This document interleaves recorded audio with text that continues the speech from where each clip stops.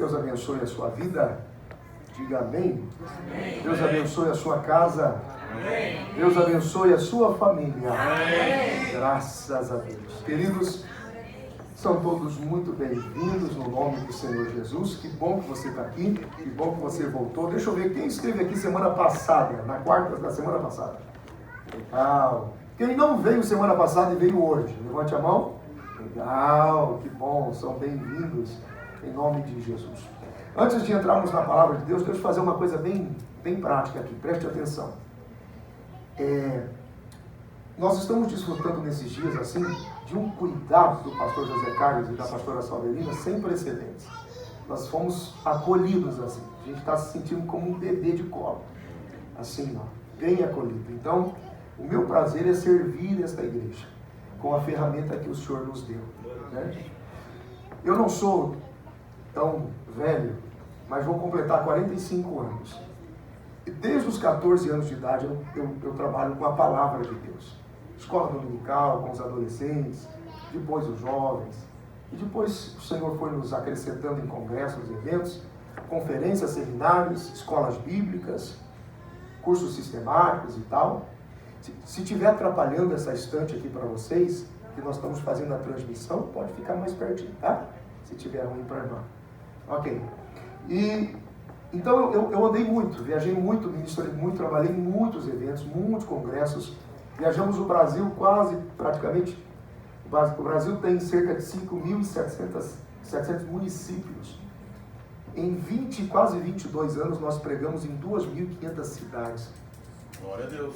Assim que eu perdi praticamente a conta de tanto que a gente andou, de tanto que nós andamos. O culto da palavra, o culto de estudo bíblico, ele é um culto que tem um propósito diferente.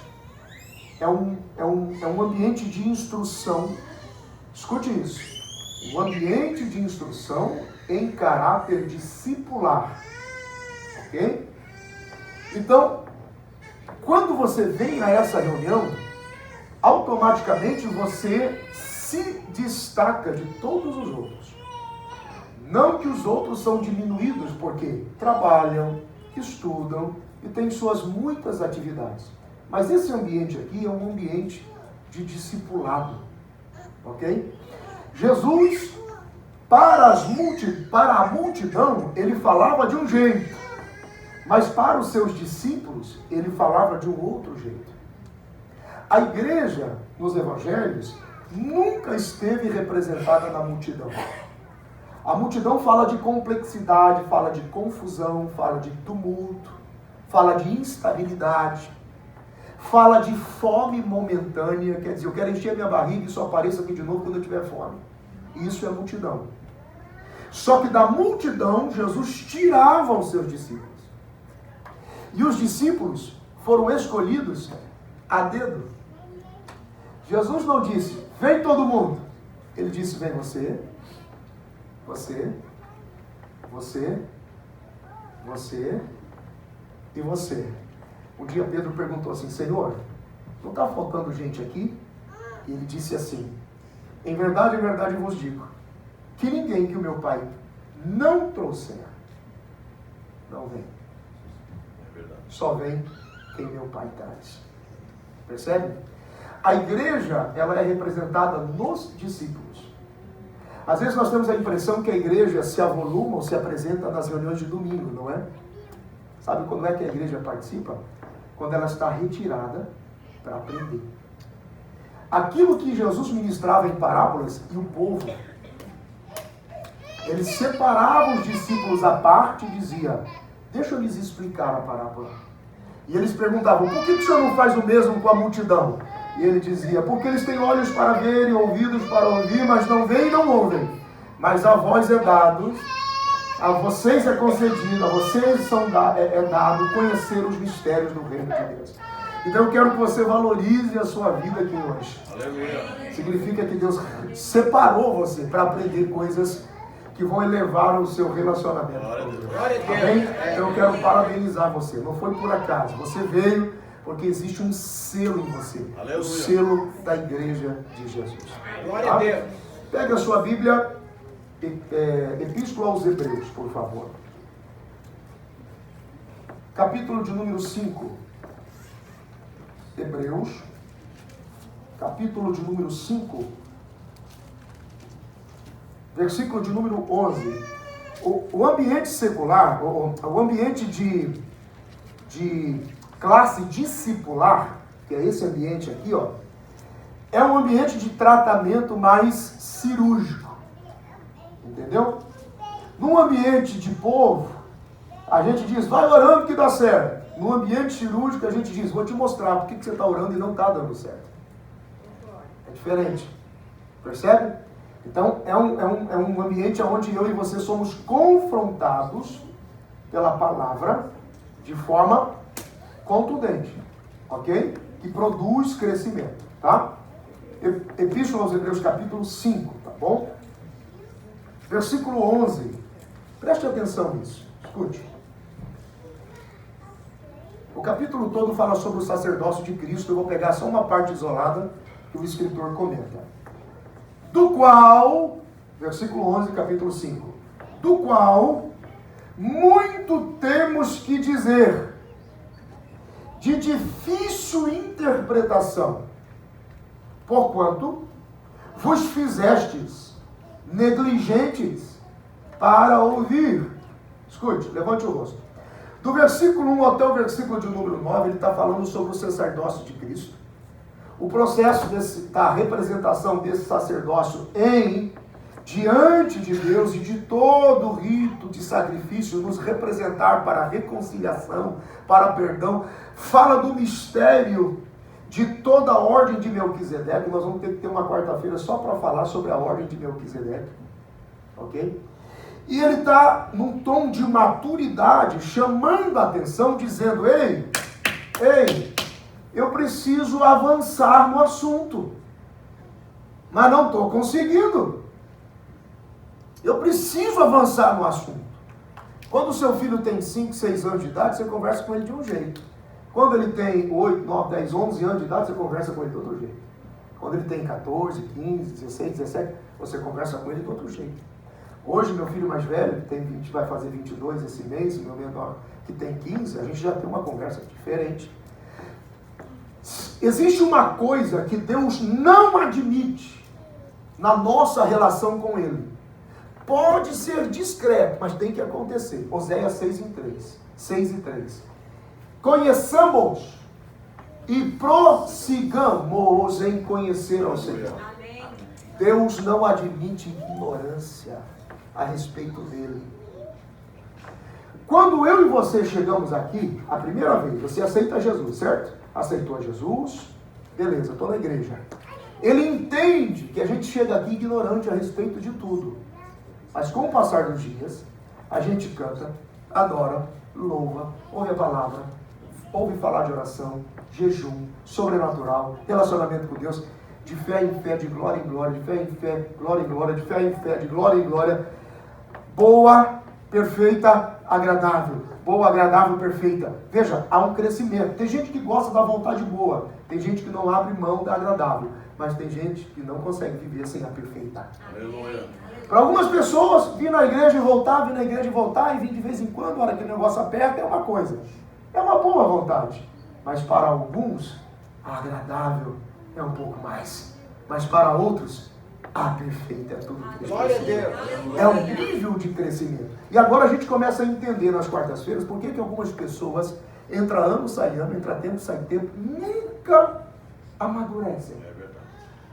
Nunca conseguem estabilizar na oração, não conseguem estabilizar no jejum, não conseguem estabilizar na palavra, no culto, na firmeza, na constância, no propósito, na frequência, na determinação. É uma coisa alta e baixo constante, alto e baixo constante, alto e baixo constante. Quando você pensa que pode contar, ele está fraco de novo. O que aconteceu?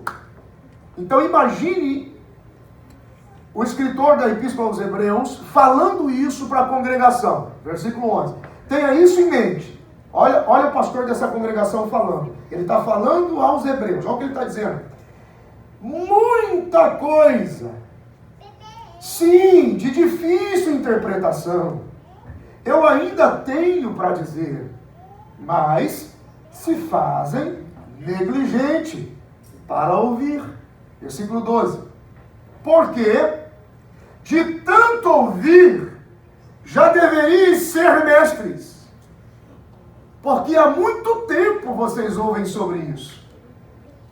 Ainda necessitais de que se vos torne a ensinar quais sejam os primeiros rudimentos das palavras de Deus.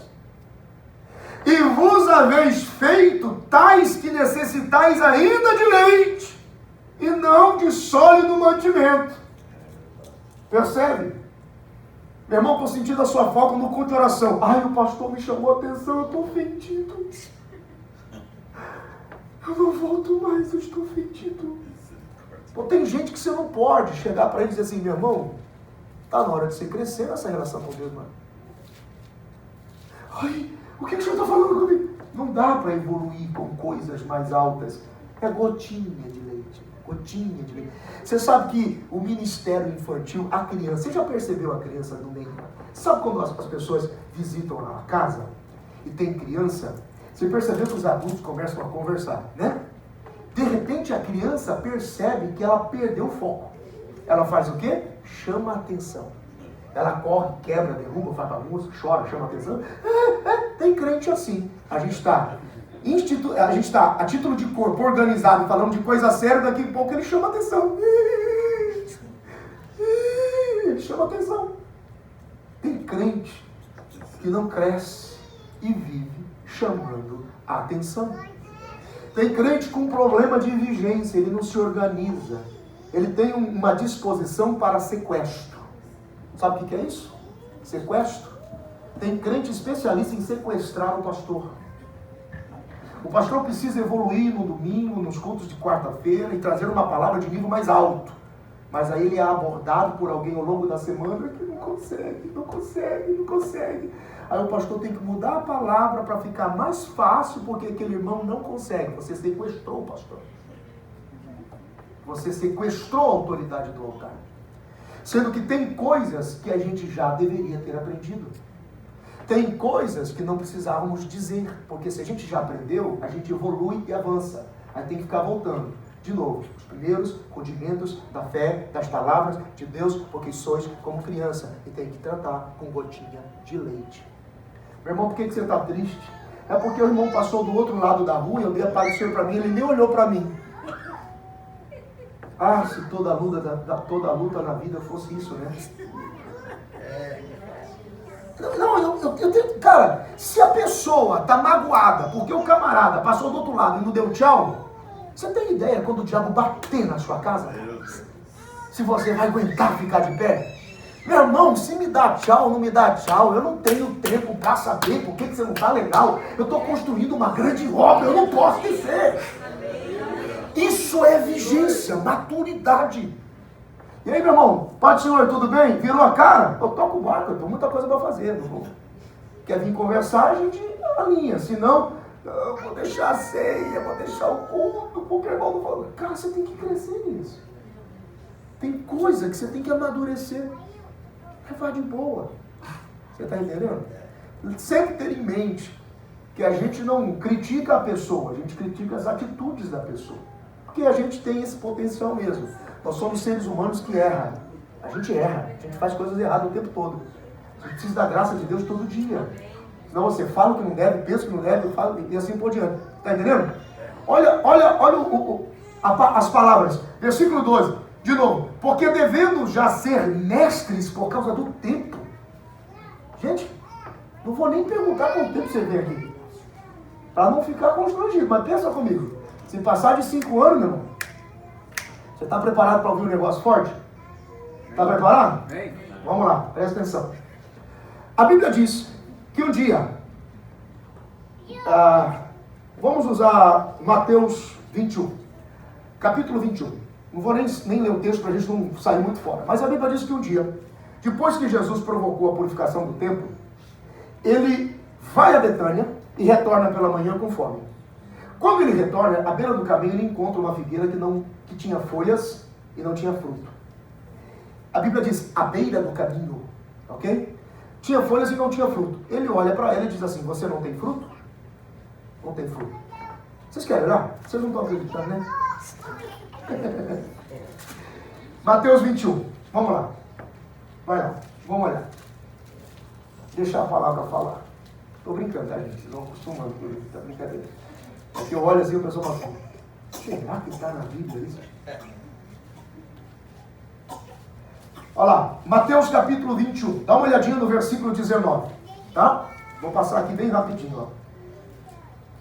E avistando uma figueira perto do caminho, dirigiu-se a ela, e não achou nela senão somente folhas. E disse-lhe, nunca mais nasça fruto de ti, para sempre. E a figueira secou imediatamente. Percebeu? Agora presta atenção. Em nenhum momento Jesus amaldiçoou a figueira. A palavra maldição nunca saiu da boca de Jesus.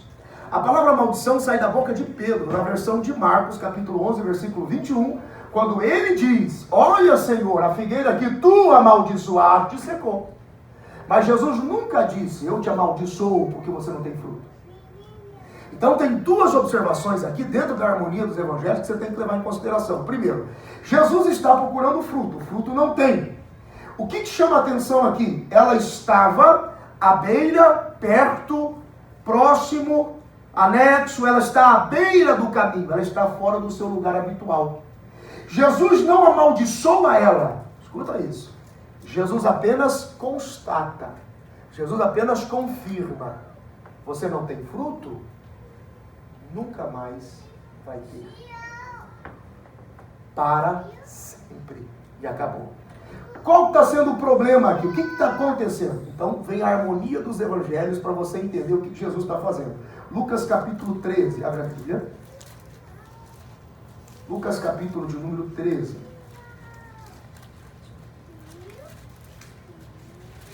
Ok? Abre a Bíblia para você entender. Lucas capítulo de número 13. Versículo de número 6, 7, 8 e 9. Parábola da figueira infrutífera. Eu vou citar bem devagar, que você vai pegar a revelação junto comigo. Ó. E dizia esta parábola, palavras de Jesus, tá? Um certo homem, Lucas 13, verso 6. Um certo homem tinha uma figueira plantada na sua vinha. Qual é a diferença da primeira figueira que eu citei? Yeah, that's it. Aí, tá bom? Vocês pegaram. Isso é absolutamente tudo. Presta atenção. A primeira figueira que eu citei estava à beira do caminho. A figueira que Jesus está mencionando diz que o dono tinha uma figueira. A Bíblia não diz que o dono tinha especialmente uma vinha. Percebe que ele tinha a vinha. Mas Jesus faz questão de destacar que o dono tinha uma figueira plantada no meio da sua vinha. Quer dizer, ele optou. Eu quero essa figueira plantada no meio da vinha. Então o segredo está aqui. Há uma diferença entre a independência, porque tem gente na igreja que tem um espírito de figueira independente. Ele precisa, ele quer, ele chama a atenção, sempre à beira do caminho, sempre longe da vinha. A vinha é a igreja. Todas as vezes que você está fora do ambiente da igreja e você é checado por Jesus, você corre o risco de ser entregue a uma esterilidade vitalícia, porque não tem ninguém para interceder por você quando você está fora da vinha. Oh, olha só, olha o texto, palavras de Jesus. Um certo homem tinha uma figueira. Por que ele não diz assim? Um certo homem tinha uma grande vinha e desejou ter no meio da vinha uma figueira. Não, se eu quero essa figueira no meio da vinha. Percebe? E isso aqui a gente traria a nova e antiga aliança, mas conversaríamos por muitas horas. E foi procurar nela fruto. Não achou. Versículo 7. E disse ao vinhateiro. Quem é o vinhateiro? Espírito Santo. Percebe? É essa a conexão. Disse ao vinhateiro. Espírito Santo, fica com isso na mente. Eis que há 3 anos. Quantos anos? 3. De novo, quantos anos? 3 anos. Esse é o tempo de crescimento e desenvolvimento que a igreja precisa produzir em você. Porque quando passar de 3 anos, se não for efetivo a sua vida aqui, você vai, a cada ano, se tornar mais improdutivo, ao ponto de que tem gente que frequenta culto, que se ele tiver ou não tiver, a gente não sente nem a falta. Não tem nenhuma diferença.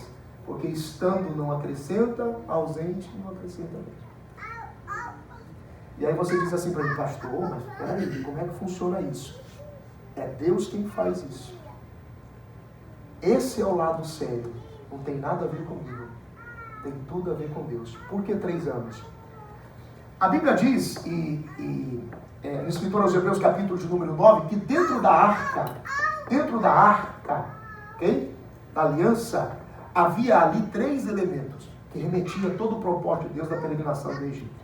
Ali tinha as tábuas da lei, escritas, ok? Ali tinha o maná, e ali tinha a vara de Arão que floresceu. Existem momentos em que no altar nós recebemos tanto de Deus, mas tanto de Deus, que a coisa mais difícil é você administrar a sua ansiedade para passar para o povo. Temendo que o povo não entenda. Foi essa a fragilidade de Moisés. Quando Moisés desceu, mano, na boa, como é que você vai quebrar um negócio que Deus escreveu? Cara, guarda isso, esconde isso. Não. Ele desceu com a revelação original de Deus. Ele desce com a revelação para dar para o povo. O povo está completamente possuído, dominado, pecado. A Bíblia diz que eles estavam a folgar, estavam todos nus, né, diante do bezerro. Quando Moisés vê, ele quebra. Quantas revelações já foram quebradas? Porque no momento em que elas foram concebidas, o altar olhou para o povo e diz, eles não estão preparados para receber. Meu Deus.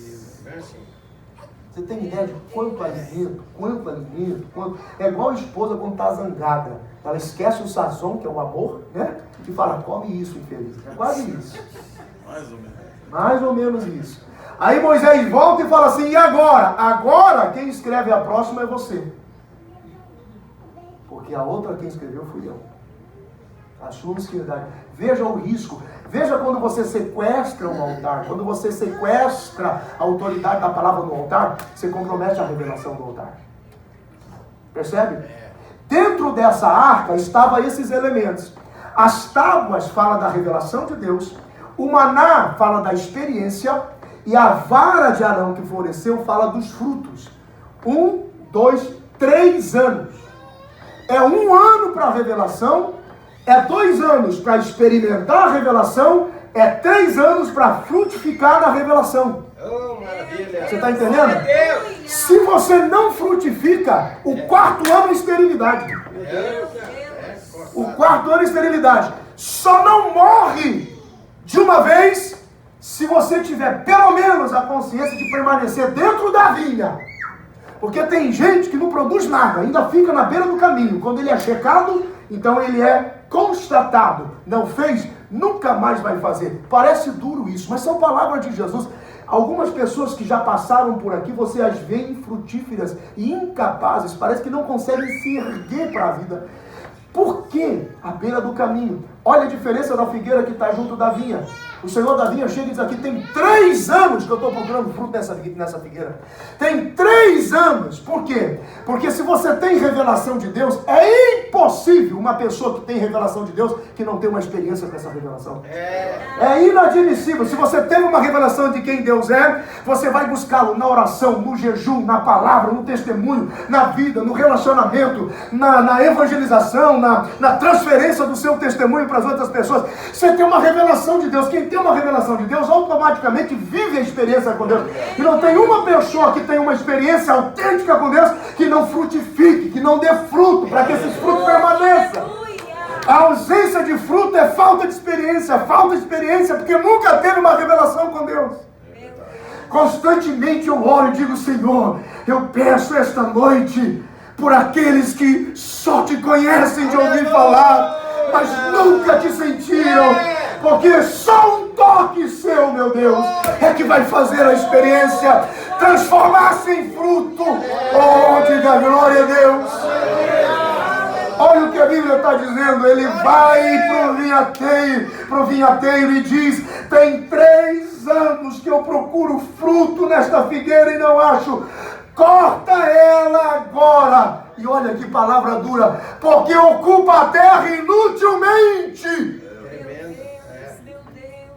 A minha preocupação sempre foi: Senhor, não me deixe ocupar o meu lugar indevidamente. Sabe aquela sensação terrível de você estar respirando o ar de alguém, que alguém no seu lugar poderia fazer mais?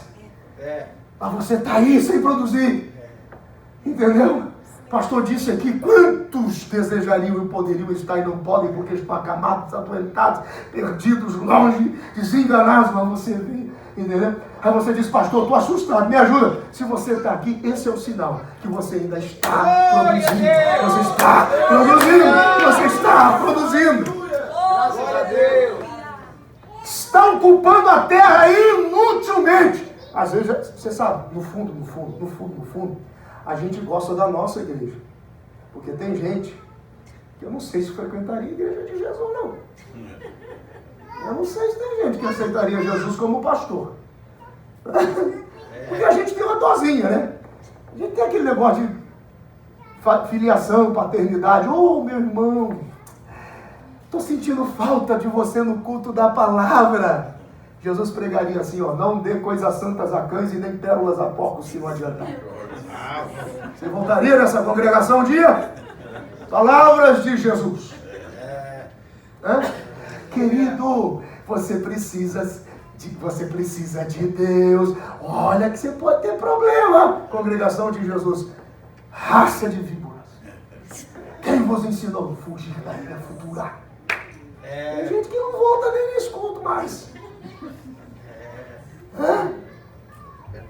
Estou sentindo falta de você no discipulado, no evangelismo. Você não vem? Congregação de Jesus, pega esse servo inútil e joga nas trevas exteriores, onde há pranto e ranger de dentes. Bem assim. Olha aqui, Jesus dizendo para os seus discípulos: deixa eu contar uma parábola para vocês. A parábola é o seguinte: havia um dono com uma figueira. Ele decidiu plantar a figueira no meio da vinha. Mas aí um dia ele passou por lá e viu que há 3 anos essa vinha não produzia nada. Ele olhou para a vinha e falou assim: isso é inútil, porque ocupas a terra inutilmente. Agora ele chama o vinhateiro, que é o Espírito Santo, e diz: corta! Essa é a diferença. Aqueles que querem independência à beira do caminho, quando são checados, a constatação da esterilidade, passou o tempo. Agora veja a diferença quando você está plantado na vinha.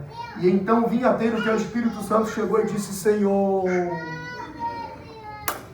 espera só mais um ano. Aleluia! Me dá um ano mais e eu vou escavar em redor. Eu vou estercar. Deixa eu trabalhar. Glória a Deus! Me dá só mais um ano. A vida ficou difícil. Ele passou por momentos difíceis. Mas ele não desistiu da igreja. Mesmo doendo ele veio. Mesmo sozinho ele veio. Mesmo sofrendo ele veio. E o Espírito Santo diz: eu vou escavar ao redor. E vou tirar tudo que envelheceu. E vou colocar coisa nova. E vou colocar adubo. E vou colocar um esterco. E vou falar com ele. Vou mexer com ele. Porém, se daqui a um ano ele não der frutos, cortaremos.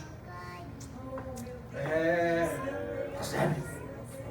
É sobre isso que o escritor aos Hebreus está falando. Eu preciso crescer com vocês. Eu preciso acrescentar a vida de vocês.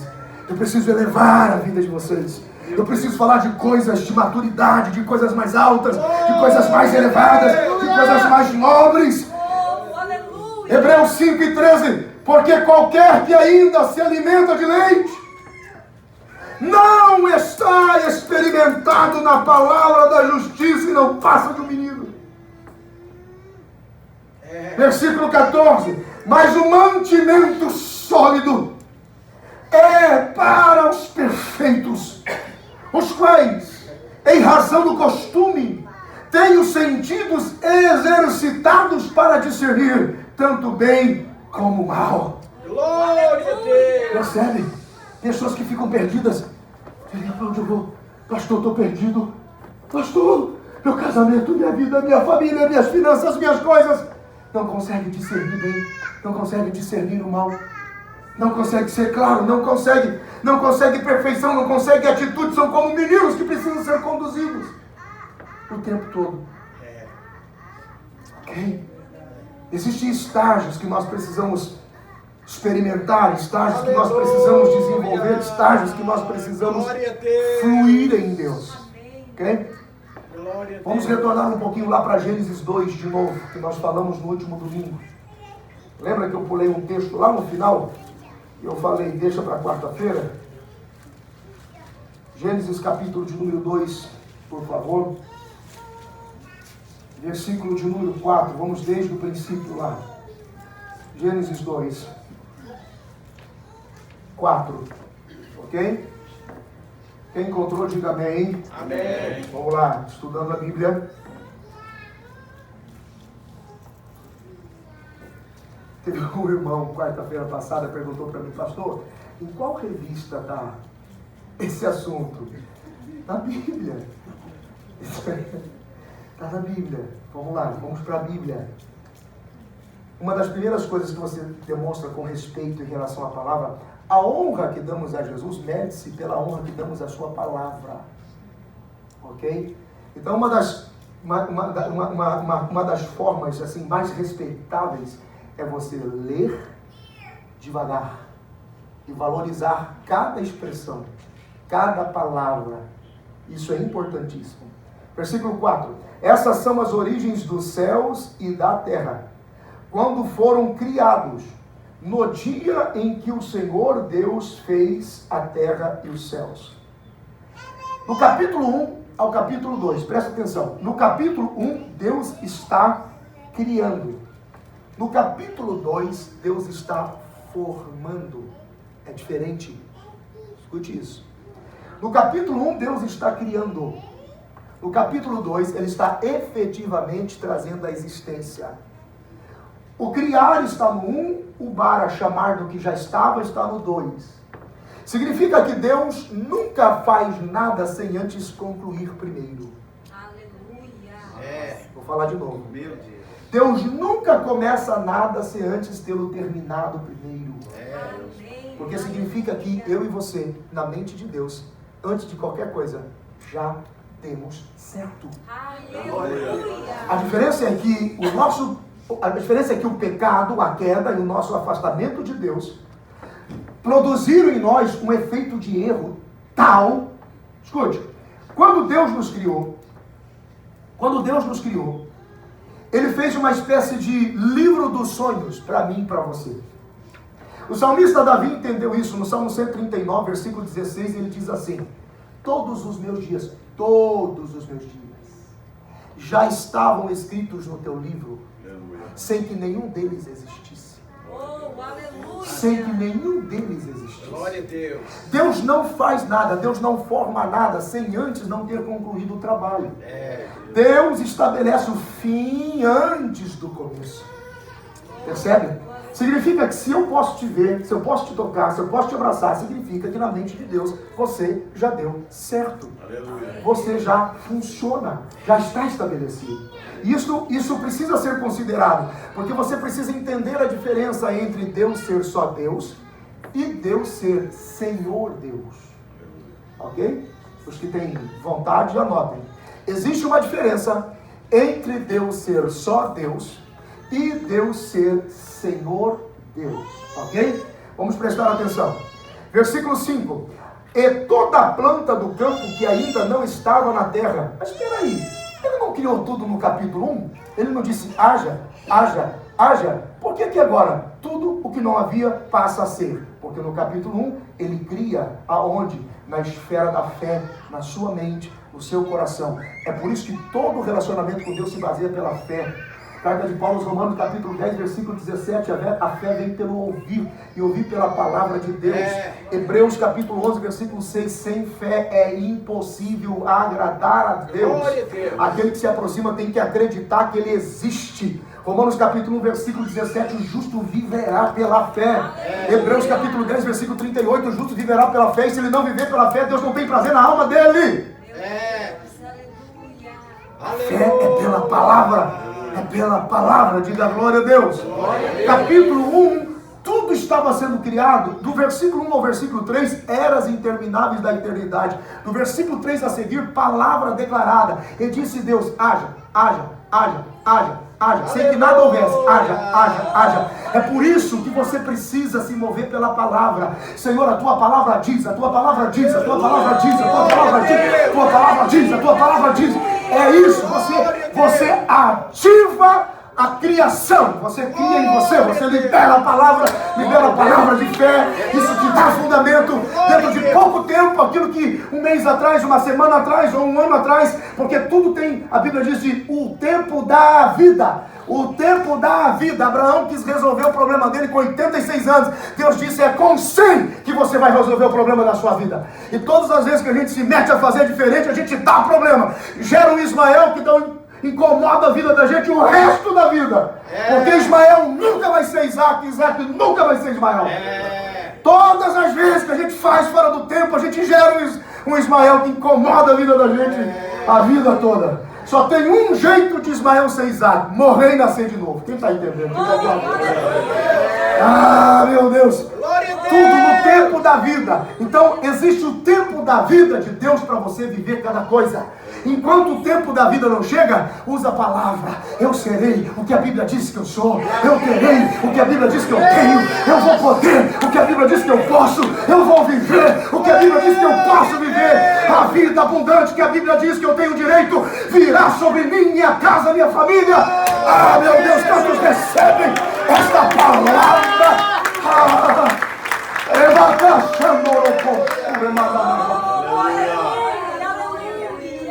Entra na sua casa, na sua família, na sua empresa, na sua companhia, declarando: isso aqui vai frutificar, isso aqui será próspero, isso aqui será abundância, a minha casa será um lugar de delícias, os meus filhos são herança do Senhor, e eu verei alegria na vida deles, eu serei um homem e uma mulher abençoados. Oh, meu Deus do céu!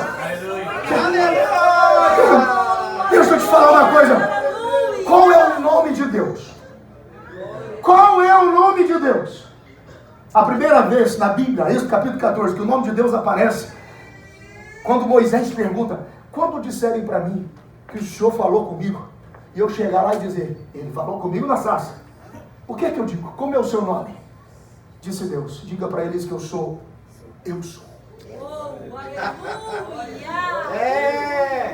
Qual é o seu nome? Eu sou. Para o judeu, isso é tão sério, que tudo que vem depois do eu sou, diz quem ele é para você. Quando a Bíblia diz: não diga, não mencione o nome de Deus em vão, o que a gente aprendeu ao longo da vida? Quando a gente está em pânico, qualquer coisa: ai meu Deus, oh meu Deus, ai meu Deus, oh meu Deus, ai meu Deus, oh meu Deus. Aí a avó, a mãe falava assim: menino, não fica usando o nome de Deus em vão. Não é isso não. Usar o nome de Deus em vão é você dizer eu sou e colocar uma coisa do lado que ele não é. Peraí, rapaz. O judeu acredita tanto nisso que eles evitam mencionar eu sou pobre, por exemplo, porque é isso que o seu Deus é, pobre para você, porque você se torna a imagem de Deus se você crê. Ai, meu Deus do céu! Salmo de número 115: e esses da idolatria se tornaram a imagem do Deus que eles acreditam. Então, se você diz eu sou miserável, teu Deus é miserável. Se você diz eu sou desgraçado, é porque o teu Deus é desgraçado. Quando você diz eu sou, você diz eu sou próspero, eu sou abençoado, eu sou enriquecido, eu sou honrado, eu sou vitorioso. E você será aquilo que o teu Deus é. Quantos podem glorificar ao Senhor por isso? Ei, quantos podem aplaudir a Jesus?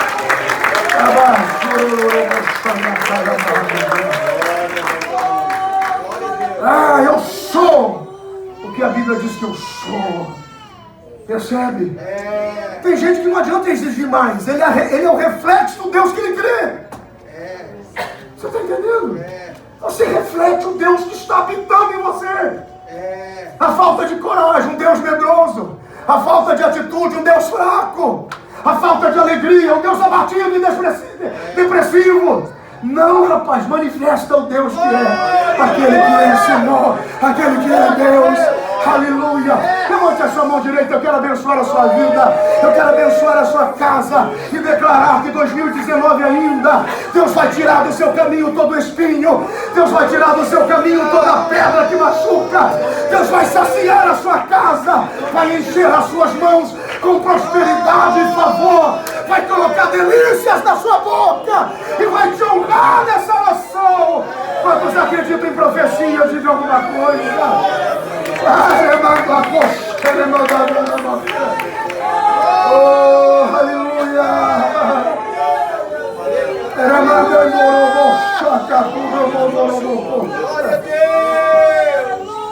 Meu Deus, meu Deus, meu Deus, meu Deus, meu Deus, meu Deus. Aleluia. Se você tem uma caneta, vou pedir para você marcar uma caneta para te mostrar uma coisa. Aleluia. Para o capítulo 1 do Gênesis. Irmão, isso aqui é uma pérola. Eu tenho uma biblioteca grande no Brasil. Um dia eu vou conseguir movê-la, se Deus me permitir. São anos estudando, são cursos caros. São faculdades de 8 mil reais, 10 mil reais, enciclopédias antigas do século XVIII, do século XVI, horas intermináveis.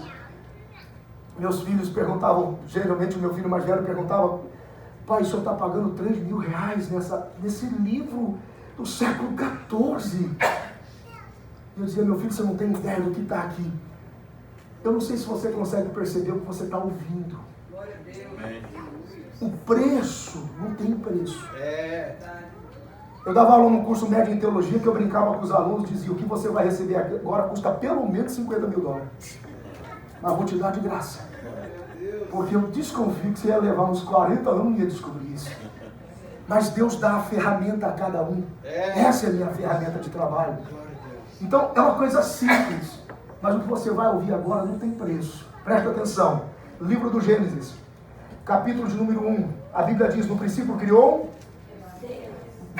Eu vou mencionar e a palavra sempre vai ser Deus. Eu quero que você diga Deus com alegria. No princípio criou Deus. No princípio criou Deus. E o Espírito era de Deus. O Espírito era de Deus. No versículo 3 diz: e disse Deus. E disse Deus. No versículo 4: e viu Deus. No versículo 5: e Deus. E Deus. No versículo 6: e disse Deus. No versículo 7: e fez Deus. No versículo 8: e chamou Deus. No versículo 9: disse Deus. No versículo 10: e chamou Deus. No versículo 11: disse Deus.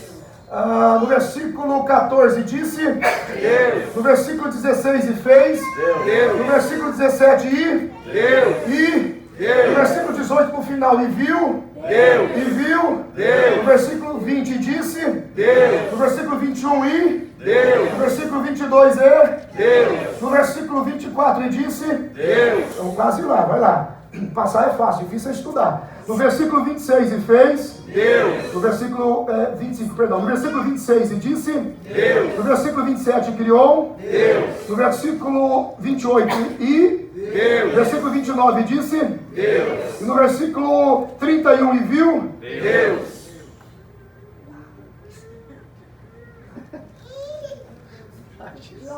Não, o rosto de vocês que é legal.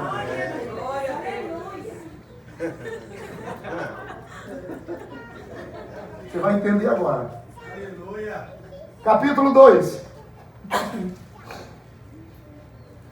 Versículo de número 4 no final.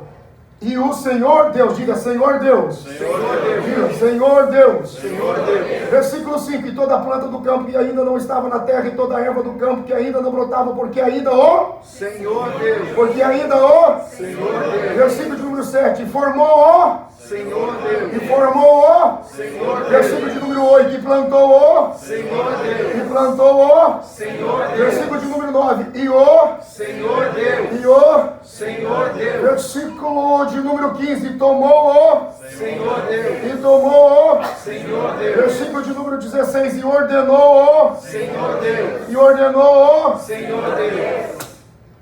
Glória a Deus. Bem assim.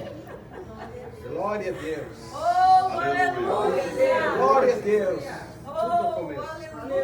pegou? No capítulo 1, ele era Deus. No capítulo 2, Senhor Deus. Mas quando você não pegou? Não, faz de quando? Me ajuda. Você não pegou? Glória a Deus. Enquanto ele criava as coisas, ele era Deus. Quando ele começou a gerar e a formar para o homem, ele tornou-se Senhor. Aleluia. Aleluia. Por quê, pastor? Porque Deus é Deus das coisas, mas é Senhor do homem. Pelo amor de Deus. Glória a Deus. Enquanto ele criava as coisas, ele era Deus. Mas quando começou a envolver o homem, ele começou a dizer: serei Senhor. Serei Senhor. Serei Senhor e Deus. Senhor e Deus. Senhor e Deus. Senhor e Deus. Senhor e Deus. Senhor e Deus. Diga comigo: Senhor e Deus. Diga Senhor e Deus. Outra vez diga Senhor e Deus. Outra vez diga Senhor e Deus. Por quê? Esse é o desejo de Deus. Porque Deus não será Deus se não puder ser o seu Senhor. Aleluia. Glórias ao teu nome. O prazer de Deus. Sabe qual é? Sabe qual é o maior sinal de que Deus está na sua vida? A prosperidade que você tem. Glória a Deus. A prosperidade que você tem. A capacidade de você ter as mãos cheias, saúde, vida, alegria, abundância, comida na mesa. Meu Deus!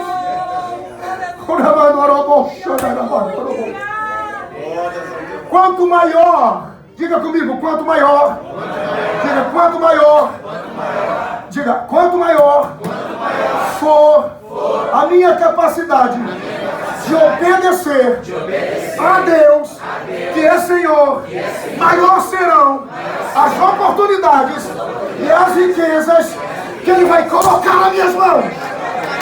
Meu Deus!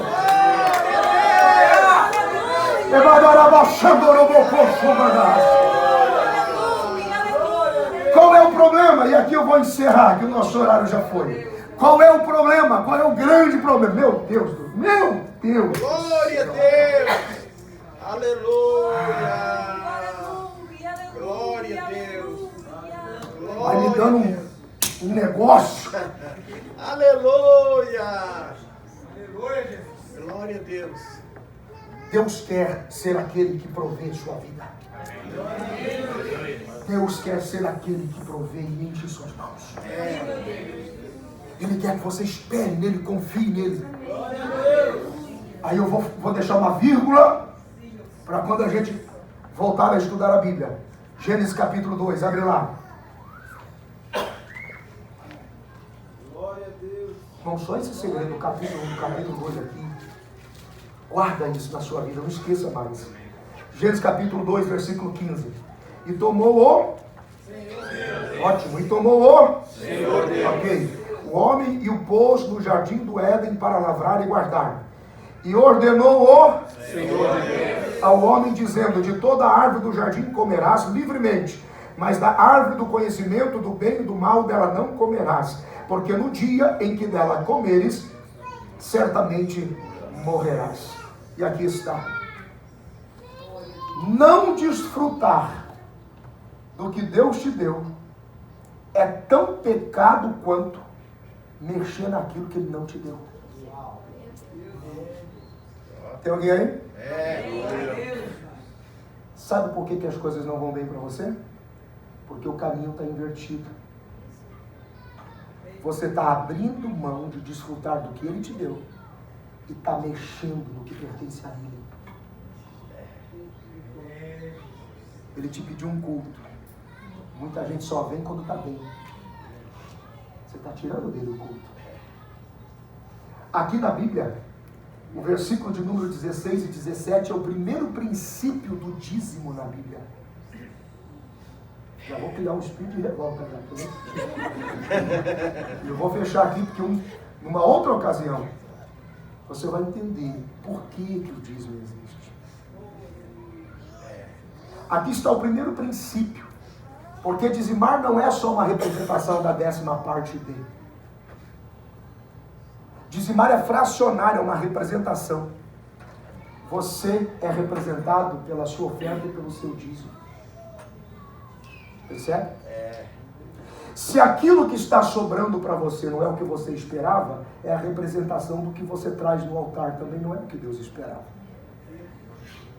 Deus diz para você: desfrute do que eu te dei. Porque enquanto você desfrutar do que eu te dei, eu vou aumentar a tua sementeira.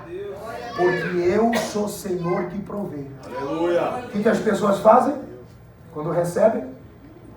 Deixam de desfrutar do que lhe compete, comem do que é de Deus e trazem para o altar uma expressão sem graça de adoração. Em todas as esferas. Culto, glória a Deus, aleluia, aplauso, alegria, oferta, dízimos. Sabe o que Deus está dizendo? Enquanto você achar que pode ser Senhor da sua vida, come do que é meu então pague você suas contas. Porque o que eu te ordenei é comer do que eu te dei. Porque enquanto você comer do que eu te dou, eu vou te dar mais, porque é assim que você confia em mim. O que as pessoas fazem? Pensam que Deus não sabe fazer conta. $1.000 na semana. Quanto é que a gente traz? 100. Não, mas 900 é muito pouco por irmão. O que o irmão faz? O irmão come o seu e come o de Deus. Aí sobra uns 10, 12, 15 dólares. Quando sobra? Quando não, vem uns 3 de moeda. E ainda faz aquela cara de espiritual. É para ti, Jeová. Deus sabe fazer as contas. Quando o negócio aperta, porque quando você mexe naquilo que ele diz, não mexa. Coma do que eu te dei. Eu vou deixar 90 com você. Você não tinha nada, brother. Você tem 90. Só para você aprender a depender de mim. Não. Aí a gente faz o quê? Assume o controle, não é? Se tornou Senhor da sua vida, não é? Então pague você suas contas. Não é? Aí vem o aperto. Aí você diz assim: peraí, Senhor, me dá um socorro aí. Aí Deus olha e diz: vamos ver o depósito que tem aqui. Brother, você comeu o seu e o meu, cara. Não tem nem sequer um gesto de memória para eu lembrar que você me reconhece como Senhor. E aí, meu irmão, você vem aqui para o culto e você quer que eu plante bananeira e faça o céu chover na sua vida. E Deus olha para você e diz assim: brother, sabe o que a Bíblia diz sobre a mulher cananeia?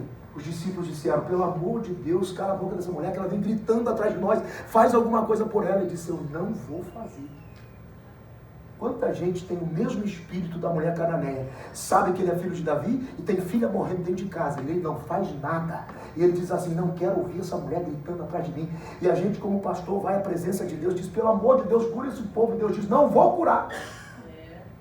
Porque eles estão disputando comigo em orgulho, achando que porque sabem que eu sou filho de Davi, ou só porque tem uma dor muito grande em casa. Meu irmão, aprenda uma coisa: Deus não vem porque dói.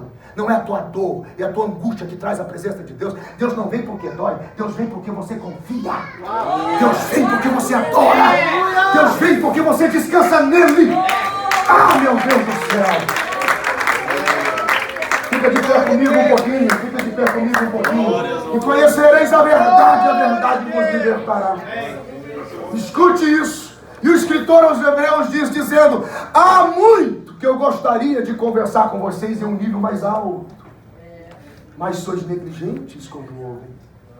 Sois como meninos e crianças que precisam ser tratados a conta-gotas, porque senão não voltam mais. Então eu preciso retornar aos rudimentos das palavras de Deus, para vos ensinar de novo os primeiros passos. Porque aqueles que recebem a sólida palavra da justiça tornam-se perfeitos em Deus. Porque já exercitaram a capacidade de discernir o bem e o mal. Não, me ouça. Olha a diferença. Quando você conhece. Olha a diferença quando você percebe que a Bíblia é viva. Percebe? Alguns anos atrás, em Foz do Iguaçu, e eu encerro aqui, recebemos um trabalho, uma quinta de Vitória. O pastor Sodré, em pouco tempo adoeceu, logo o Senhor o levou. Assumimos um trabalho com mais ou menos umas 12, 13 pessoas. E eu falei para minha esposa, amor, não vai dar certo. Esse negócio de culto de vitória, o pessoal gosta de movimento, fogo, visão, revelação, manto, rola, chuva no chão. E eu só sei pregar. Aí minha esposa falou assim, se o pastor lhe confiou o trabalho, usa a ferramenta que você tem. E em 8 meses, claro que a realidade do Brasil é diferente, mas em 8 meses, nós tínhamos uma média de 1.000 pessoas por quinta-feira. Glória a Deus. Desesperadas pela palavra. Aleluia. Aleluia. A igreja precisava de um sistema de ar-condicionado porque estava em obras. O culto de quinta-feira comprou todo o sistema de ar-condicionado. Tremendo. Todo o sistema. Porque as pessoas entenderam que não precisava mais implorar para adorar. Dizimavam, ofertavam, cultuavam e eram prósperos do Senhor. Essa é a lição de Deus para você esta noite. No capítulo 1 ele era Deus. No capítulo 2 ele tornou-se Senhor por causa do homem. O homem não foi feito por causa do Éden. O Éden foi feito por causa do homem. Porque Deus é provedor para a vida do homem. Todas as vezes que você mexe no que é seu, pague você suas contas. E não reclame de Deus. Lembre-se, a parte de Deus é sempre a menor. Por que viver dela? Se você tem a maior parte, que é Ele como Senhor para cuidar de você. Não seja estúpido. Glória a Deus. Adore ao Senhor, honre ao Senhor. Com Glória a seus Deus. com seus bens, com o seu louvor, com a sua adoração. Meu Deus, coloque a mão direita no seu coração, fecha os teus olhos. Pai, no nome de Jesus. Pai, no nome de Jesus, há 30 anos, por sua graça e favor, eu prego a sua palavra. E mais uma vez eu reparto com os teus filhos os mistérios da tua revelação. E nós conseguimos sentir o impacto que isso produz. Porque quando a gente conhece a verdade nos liberta. E então já não somos mais ignorantes, não somos mais meninos levados por qualquer vento de doutrina. Nos tornamos homens e mulheres de Deus. E mais do que isso, sacerdotes de Deus. Senhor, nós nos arrependemos esta noite de todas as vezes que assumimos o controle da nossa vida e nos tornamos senhores de nós mesmos. É por isso que o pouco então quase nos matou. Mas esta noite nós estamos indo de volta para aquilo que o Senhor ordenou.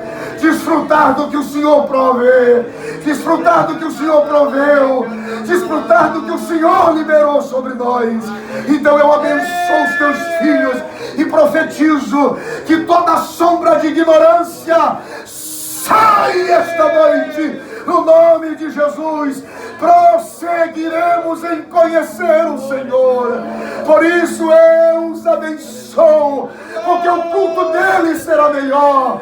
Eles vão adorar melhor, ofertar melhor, dizimar melhor, servir melhor, amar melhor, porque conheceram a tua palavra. Pai, eu os abençoo esta noite no nome de Jesus. Diga comigo, graças a Deus. Quantos podem aplaudir a Jesus?